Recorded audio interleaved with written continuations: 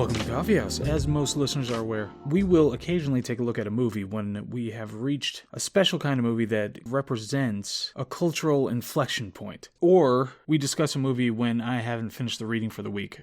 One or the other. The Batman by Matt Reeves, starring Robert Pattinson, Zoe Kravitz, Jeffrey Wright, John Turturro, and Paul Dano. Now, I actually went back and counted. I want to know exactly how many times Batman has been rebooted, and it is up to 473. Now, you got to remember Michael Keaton, there's Val Kilmer, George Clooney, Christian Bale, Ben Affleck, and now Kristen Stewart's ex-boyfriend. Is it great? Is it good? Does it suck? What does it have to do with international politics and generational macro-sociological structures? We're about to find out. So, as always, we're going to go through the contents of this movie. We're going to do a little bit of an analysis, see how good it was, good and bad. And then we're going to do some big picture stuff related to this thing. So, the contents. The Batman. Gotham is a dying city. Corruption has deep roots. This is the early days of Batman. He's not the human tank detective that we are used to. He has limited tech, he drives a motorcycle, his Batmobile is a tricked-out muscle car, and the Batcave is in his mother's basement. Some of the most corrupt people in the city start showing up dead, alongside the ciphers that were designed by the resident villain, the Riddler, who seems to have taken special interest in the Batman. So, Batman teams up with a local girl looking for a lost friend, Selena Kyle, and one of the last remaining uncorrupted police officers, Jim Gordon. And the entire story of Gotham City begins to unravel. Okay, moving on to the analysis. So, the good of this movie, the city. It's the best depiction I've seen of Gotham in a movie. It's gritty, it's dirty, it's dangerous, it's full of corruption and self-interest. A lot of back alleys and nightclubs and churches, and all these make sense when it comes to Gotham City. It's a gothic take on Gotham City. The Christopher Nolan Gotham City, I guess in Batman Begins it had a little more character, but in The Dark Knight and The Dark Knight Rises it just looked like New York, like somebody put a new skin on New York. But this particular Gotham has personality. So another good, the cinematography, it really looks fantastic to me. There's this one part toward the middle wherein, I won't give anything, this was in the trailer. So there's a car chase, and Batman's doing a car chase in his Batmobile muscle car. And it's one of my favorite car chases I've seen, period. It looked gorgeous. The way that it was shot, the sounds of it, just how visceral and damaging the car chase was. Honestly, I just thoroughly enjoyed that part of the movie. And it's hard to get excited about car chases in modern action movies, but this one, it really did it. And another good thing is it really seemed like the people who were making this wanted to make a good movie. They were, even if they had missteps here and there, and even if there are some glaring deficiencies in certain areas, it seemed like they really wanted to make a movie. And that's something that seems to be lacking in a lot of movies nowadays, and especially in franchises and rebooted franchises. Another good, I'm going to put it on the good side, is Batman as detective. More of this movie was dedicated to Batman as a detective, as opposed to much of the other kind of Batman that we see in a lot of the other movies. He spent a lot of time detecting. So I've been a little bit exhausted from the Batman as world savior depictions that have been the most common as of late. So this was a smaller story, more contained, which was a refreshing change of pace. The acting was, fine to decent, so that was good. Nobody stood out as terrible throughout the cast, which is actually a feat in itself. Zoe Kravitz, right? She was charismatic. She was fine as Catwoman. She had her moments, and she seemed to be dedicated to the role. Colin Farrell, I still don't understand. I really think that he hired somebody else and then they just put his name on it. I do not think that he was actually the Penguin. They just caked that guy in makeup. I need to watch it again so I can see if I can pull out some Colin Farrell in that performance. Even John Turturro, I liked him a lot of the time. I just kind of enjoyed him as the character that he was. I just think he kind of worked, and he's a good actor, so it was just kind of fun to watch. Okay, on to the bad. It was so long. It was so incredibly long. It does not need to be 3 hours. You could cut an hour out of that movie. And most of it felt like it was walking in and out of rooms, which was really in and around rooms, and it was really annoying. I kept thinking it was over too as it would go along, and then nope, it wasn't over. It still had more to go. Another bad, a lot of time didn't feel like Batman. He was really terrible at his job, honestly. When it comes to the crime fighting and solving of mysteries and saving people, he was incredibly ineffective. The villain also was really forgettable. It's not Paul Dano's fault. I think he was fine. He kind of, there was a bit of a mixture of Joker and Zodiac Killer in his portrayal that I think could have had more to it, but I think he was just underwritten and didn't have enough to do in this movie as a villain. When you think about the screen time that Heath Ledger got in his performance, even, what's his name? Oh, whoever played Bane. Why can't I remember his name right now? Even him, those two got a hell of a lot of screen time, whereas Paul Dano didn't get a whole lot when it came, even, especially as himself. He sure didn't get much screen time in this movie. So it was a really forgettable villain, forgettable plot. And this is kind of a double-edged sword. I know I said a smaller story was great, but it does feel like kind of a small world. They go to a number of the locations just over and over again, and nothing really stands out that they go to when it comes to set pieces. So that got a little tedious as you went along the 3 hours of this. And then the thing that really annoyed me the most is the woke that made it into the movie. It's apparent and it's annoying. So after this, in this section, there will be some minor spoilers. Kind of choke these down. I'm not going to give away anything in particular. It's more thematic spoilers as opposed to actual plot spoilers. But anyway, so on first watch, you can generally overlook it, but then it's something that'll nag at you as you go along. And the more I thought about it, just the more annoying it became. So one thing, like at the beginning of it, you had this group of hooligans. And that's such an antiquated word. Why did I say hooligans? So you have this group of hooligans who are going to take your lunch money. And so they're terrorizing this rider of the subway. And there's a whole group of them. And they're all painted. They have whiteface on. They're painted in whiteface, which is incredibly culturally insensitive, of course. But only one of them has just half of his face painted. It happens to be a black guy. And all the rest of them are white or in white face, and they're goading him on to do the terrible thing, and he's the one who's reluctant to do it, to beat up this person, this would-be victim. And then he kind of helps Batman as part of the fight. And then you add that to just a ton of obviously deliberate casting choices. So like Jeffrey Wright, he's a good actor, so you can set this one aside, but Jeffrey Wright as Commissioner Gordon happens to be the only major police officer who's not corrupt, and he happens to be black. And then you have the mayoral candidate, who's the uncorrupted and uncorruptible mayoral candidate, happens to be a black woman. Then you have Selena Kyle, she's black. And then on the other side, everybody who's a bad guy, who happens to be corrupt and a terrible person and gets killed and all that, is a white male. And Catwoman specifically mentions at one point white male privilege, reproaching Batman for his white male privilege and the white male privilege of all the evil white men, straight white men, let's make sure that's clear, all the evil straight white men who are in powerful positions, who have been corrupting the city for so long.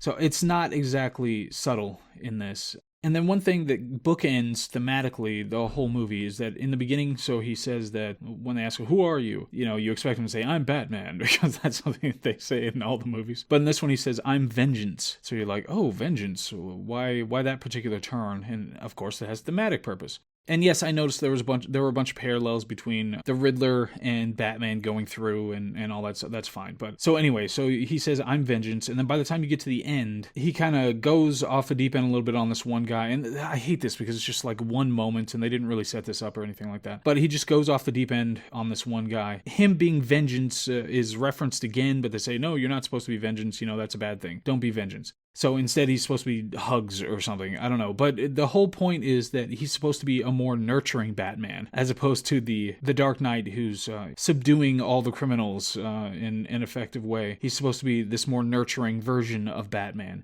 which was honestly thoroughly annoying as a thematic and as a message from the movie. And there are a whole bunch of political reasons, obviously, to put this kind of a thing in, and a whole bunch of ideological messages that you're trying to get across when you try to say, no, Batman, be nicer, be more nurturing. But when all these things line up, on one side of the ideological spectrum, it's really kind of annoying. Not only is it, just generally destructive intellectually, but it also takes away from the value of the movie, as a piece of entertainment that goes beyond that. So it was frustrating. There were a lot of things that pushed in this direction when it's supposed to be a story about a lawless vigilante in a bat costume who's taking out the trash, in a city that has failed its citizens. So it's just really kind of a frustrating turn. And obviously in sequels, they are likely to make Batman a little more effective, because throughout the movie, again, minor spoilers, but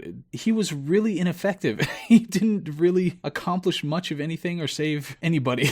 So it's like, is this really the same character? Is this really how much can you change, and how much thematically and ideologically can you change this particular character and have it still be the same character? I remember people were up in arms because didn't Ben Affleck's Batman use a gun or something like that? Or he started being more wanton with his violence against criminals, and one of the things about Batman was that he tried to subdue criminals without killing them. Anyway, so this is the Huggy Batman, and we'll see what they do with it in further movies. I'm sure they're going to do more, because it seemed like this one was pretty successful, has been so far. But overall, there were enough good things, and atmospherically, I think atmospherically was the best part about it, was just getting to see the atmosphere and having a different take on the Batman idea, sans all the ideological stuff.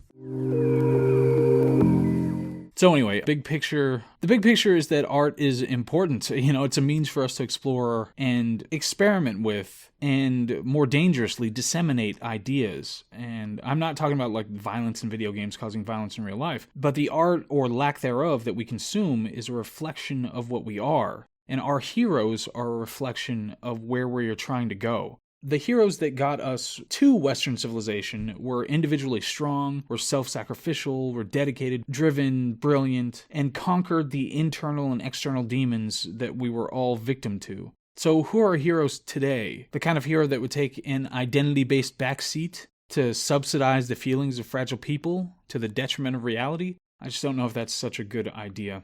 So anyway, that was The Batman, and as just a little side note, I watched Encanto as well, a new Pixar movie, one of the newer ones, and it was so underwhelming. That's even a nice way to put it. I am so utterly disenchanted with everything that's been coming out of Pixar for a while, and even before that, a lot of them, they just didn't have the kind of magic that you got out of a lot of the, early Disney movies. Maybe this wasn't even Pixar, maybe this was just Disney. This might have been just Disney, actually. But it's so amazing how they missed the point when it comes to those early Disney movies and what made them so important and enduring. There's just something so tremendously superficial about Encanto, and I get it, there's this, obviously, when it comes to any movie in this genre, it's, I don't fit in. Okay, yeah, I do.